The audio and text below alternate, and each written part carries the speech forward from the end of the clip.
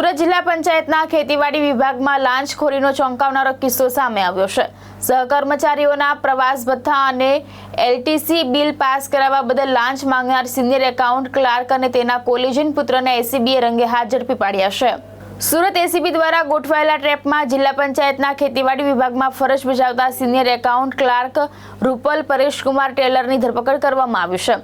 મળતી માહિતી મુજબ રૂપલ ટેલરે પોતાના સહકર્મચારીઓના ટીએ અને એલટીસી બિલ પાસ કરાવવા બદલ કુલ ₹62,500ની લાંચની માંગણી કરી હતી। ફરિયાદીના સંપર્ક બાદ એસીબી દ્વારા ટ્રેપ ગોઠવવામાં આવ્યો હતો। લાંચની રકમમાંથી પ્રથમ હપ્તા તરીકે ₹30,000 સ્વીકારવાની વ્યવસ્થા કરવામાં આવી હતી। આ રકમ સ્વીકારવા માટે રૂપલ ટેલરે પોતાના 19 વર્ષીય પુત્ર જીલ ટેલરને મોકલ્યો હતો। એસીબીની ટીમે લાંચની રકમ સ્વીકારતા પુત્રને રંગે હાથ ઝડપી પાડ્યો હતો। ત્યારબાદ તપાસના આધારે માતા રૂપલ ટેલરની પણ ધરપકડ કરવામાં આવી હતી। જીલ ટેલર હાલમાં કોલેજના બીજા વર્ષમાં અભ્યાસ કરે છે। માતાની ગેરકાયદેસર કમાણીની લાલચમાં પુત્ર પણ કાયદાના સકંજામાં આવી જતા તેનું ભવિષ્ય જોખમમાં મુકાયું હોવાનું ચર્ચાઈ રહ્યું છે। હાલ એસીબી દ્વારા સમગ્ર મામલે વધુ તપાસ હાથ ધરવામાં આવી રહી છે। ગત રોજ એસીબીની એક જાગૃત નાગરિકથી ફરિયાદ મળેલી।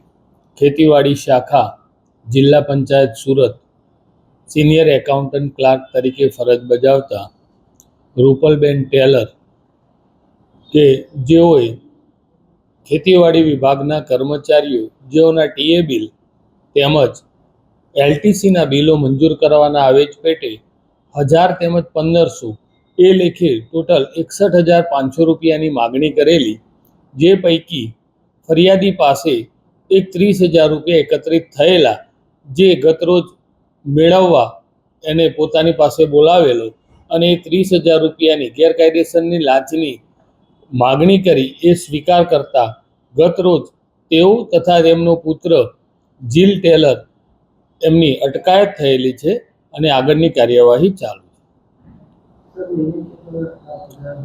આ જે રૂપલબેન છે તે લગભગ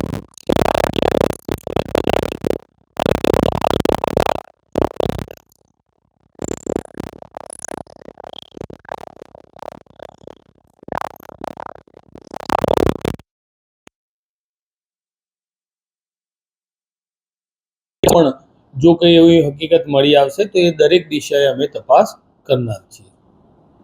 ભાવેશ ઉપાધ્યાય, દ્રષ્ટિકોણ ન્યૂઝ, સુરત।